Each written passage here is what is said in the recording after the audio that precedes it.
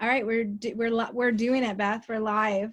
Live. Thank you. I am here with Beth Dorsey, who, in my opinion, is one of the most magical medicine practitioners in town, and she will soon be known as Dr. Dorsey, which I'm really excited to get to call you. So, Beth, can you tell us a little bit about your business, what you do, and how you've shifted since this pandemic has taken place? Okay, sure.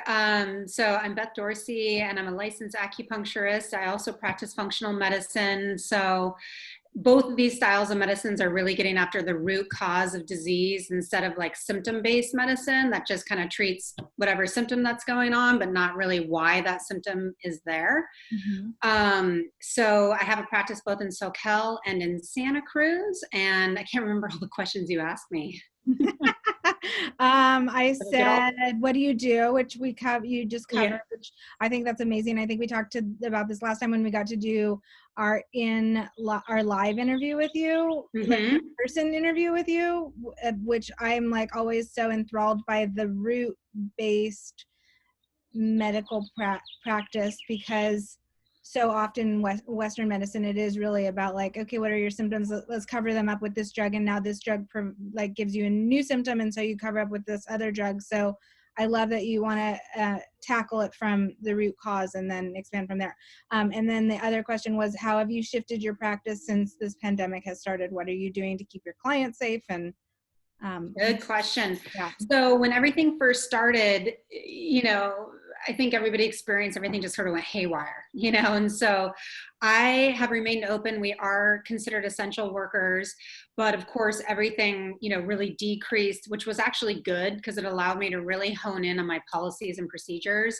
So I really changed everything for my in-clinic. So in clinic, I have all my patients actually wait in their car, so nobody's waiting in the waiting room. Everybody's always wearing masks. I clean like crazy in between every patient, which we did anyways, but even more so. Clean the entire clinic when I first get there, as far as the common areas that people use, like the bathroom and the reception area. Again, we wear masks. I'm trying to think of all the things I implemented. Nobody waiting in the waiting room. So then eventually people started coming back. Everybody has so many things going on. There's a lot of stress. There's a lot of anxiety. People injured that, have injuries that can't really wait. Still, I do a lot of women's health and fertility. So working on those people and just women's health in general, hormone balancing, digestive issues. So people, slowly started coming back, which was good because I can allow more space in between each patient so that there's adequate time to clean in between everyone. But then I also offer telemedicine. So a lot of my patients, we just did like what you and I are doing right now.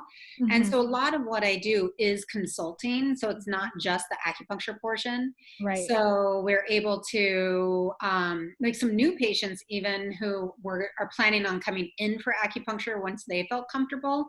Right. But we could also get with an initial visit, I dive deep into health history and everything that's going on. And then I create a whole comprehensive treatment plan. And then that includes what I consider all the pillars of health, which are nutrition, which is the biggest piece. So nutrition, lifestyle, that includes exercise, relaxation, sleep, and then nutrients. So that would be herbs and supplements and things like that. So people can kind of get started on their plan. And when they're ready, they can come in for the actual acupuncture portion. But I also see people virtually. So I see some people, like I see a woman and she's in Tennessee, and I see some people up in Tahoe. And so it doesn't always have to be some of my local patients. But so yeah, telemedicine became, as even for Western medicine too, telemedicine became a big model that everybody started utilizing. Right. Do you think that we're going to start seeing more of that shift as the pandemic ends and we're going back to our normal ways pre-pandemic? Do you think we're going to start seeing more telecommunication in the medical field? I definitely think in the Western medical field for sure. And then in mine, a big piece of what I do is the acupuncture. And so obviously that can't be done telemedicine only. You're not telling people where to put the needles. You can definitely teach them where to acupressure, which is helpful, especially with like stress and anxiety and all that kind of stuff. But so, you know, and that's one of the pieces that we were talking about in the beginning about, and I think blending both Western and Eastern is a really nice option, a nice integrative option. But the tools in the toolbox are really important to think about. And so my tools are not only the consultation, but the actual acupuncture, but also utilizing natural medicine without the side effects that you were talking about. Danny's showing me his bowl. His balls? Okay. Ooh, did you just make that, Danny? We're recording. Yeah. Danny, we're recording. Oh, sorry. That's beautiful. Beautiful. Oh. I love it. It's the smallest perfect bowl for popcorn. Sorry, that's distracting. No, I was just saying, you know, the tools in people's toolboxes, you know, so sometimes you can get some, so I mean, with the Western model, you know, the tools in the toolbox is information, which is helpful, and pharmaceuticals, you know, and then so one of my big tools is acupuncture in conjunction with natural medicine. And so I think with the functional medicine style, where you're still getting after the root cause and utilizing lifestyle changes, nutrition and nutrients, you can definitely do a lot. You can do a lot via telemedicine. Yeah. And then what I found it interesting, the part that you said about like people having more anxiety, stress, and like so I'm wondering, like, have you seen a shift in your practice where you're treating more of like the emotional, like mental side versus the physical side? Like, I know you do like a lot of sports medicine and like reproductive health stuff. So have you seen any shift where it's like more like I have more anxiety right now that you've had to kind of address? Yes and no. So a lot of what I do is, you know, so much as at the root is stress, you know, a root cause of a lot of people's even hormone imbalances. So that, especially for women, kind of these perimenopausal women in their 40s, there's a kind of a common theme amongst everybody. So that's one of them. But the kind of this, and then in Chinese medicine and in function, but mainly in Chinese medicine, there is no distinction between physical and mental. It's all combined. Got it. And so you're always doing like mind, body, spirit, which wherever you are mentally affects you physically. Right. And every organ system in Chinese medicine has an emotion that's applied to it. So if you have a lot of stress and anger, that's going to be the liver energy. And so then you kind of know what points you want to use and what herbs you want to use. But I definitely have a solid amount of people that are not so much stress and anxiety about the coronavirus, but stress and anxiety about where just their life, like it's a lot, like especially people working in the service industry, it's a lot of stress. You know, you had to totally rebrand and redo your entire business. Yep. You're now doing like who knows what curbside pickup, and you're working so hard just to kind of stay alive. And that is where I've seen people either working so hard that they're so stressed or just so overwhelmed with all the details. Yeah. And then on top of that, just trying to stay healthy and all that kind of stuff. But it's less like, I'm afraid I'm going to get the coronavirus. It's more of like how it's impacted their day-to-day lives. Yeah, that makes sense. Well, do you want, since we have a patient on site, do you want to do a little practice round of telecommuting how do you call it? You can call it telemedicine. We sure can try. Okay, here we go. Let's see how our patients. And this is usually less of what I do, like injuries over telemedicine. No, totally. This is just we're just taking advantage of you right now, Beth. Yeah, let's do it. All right, Ellie, the doctor's on the phone.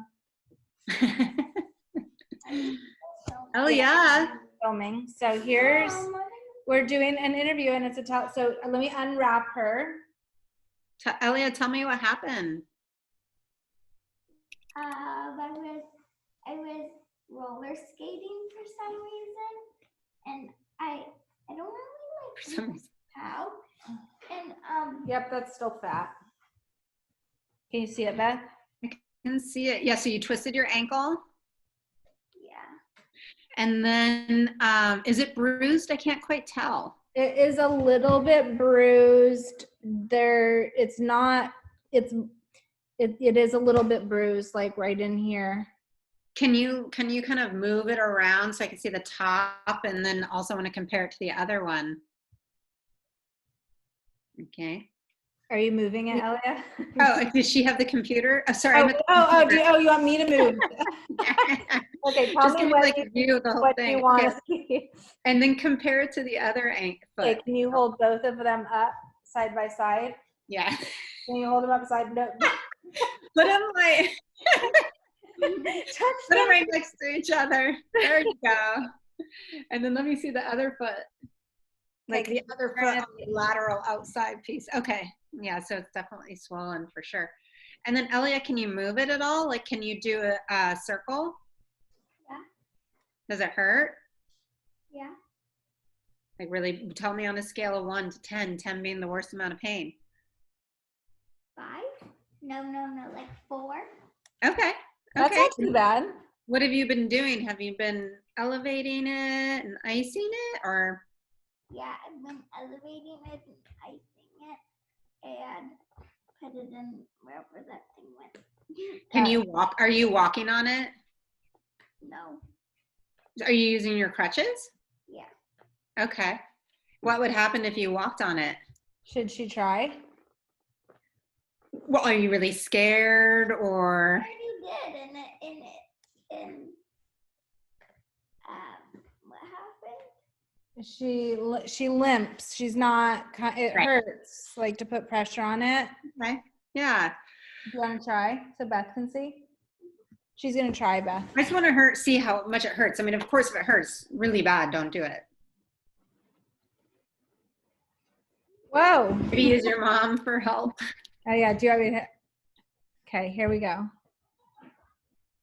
And maybe hold on to her hand, Oh. that left hand, so she has some support. It really hurt, or are you just scared? It hurts. Okay. It's not too crazy bruised, which is good, you know? Do you, I mean, you're wondering about whether or not you should get an x-ray? Yeah. I mean, it can't hurt, but also if you want to give it a few days and keep the compression on there and you keep immobilizing it, and you could keep icing it and rub like a CBD salve in it. Oh yeah, we have some of that. I was actually going to ask you your theories on icing because my cousin sent us an article that talks about the guy who invented rice said minus the ice because the heat actually is the cold removes the part of the blood that's actually attacking the injury and helping it heal. Yeah, I know. I'm always apprehensive when I say ice because I'm Chinese medicine, so we like heat, everything heat, you know. Right. So should I do heat on it? Or try it. What I always say is if it feels better, you know, if you end up heating it and it makes it feel way worse, don't do it.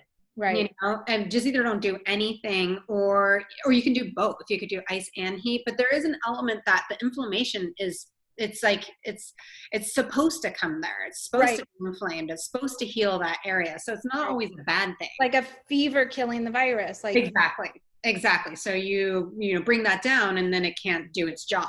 Right. Exactly. That's a great analogy. So that's why when I was like, are you elevating it and icing it? You know, but it kind of depends on who I'm working with too, because some people are still into icing. And so depends. And we have a little bit, if it's bothering her, like this, if the swelling feels like it's, bothering the skin and we want to get the blood away, but we've been trying to limit it as well. So yeah. So, I mean, I would rub it with CBD, mobilizing it for a few more days.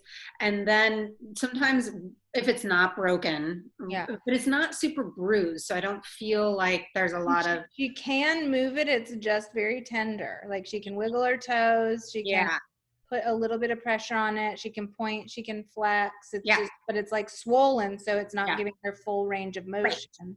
Right, but she should point and flex and do the alphabet, A, B, C, D. And again, if any of this hurts really bad, don't do it just Right. because I said so. Right. Do the alphabet and because when you're moving it, you're just starting to get the blood flow into there, and that will help heal the tissue, because when it gets stagnant, nothing can get in there, and we want fresh energy, fresh blood in there to help heal the tissue. So flex point, do some circles, maybe just do the alphabet with her foot, rub some CBD in there. And then let's see, it's Sunday. Like if it's still really, really painful by Wednesday, you could always go in and rule it out. You know, can't hurt. Right. And they're easy. Like you can always, because I had to go there. I know. Where'd you go? Did you go to the urgent care on Mission? Yeah, but urgent care was closed then. Yeah. So I just called down there. I said, is anybody there? And they said, nope. And my doctor had called in a x-ray. So I just popped down there and got in right away.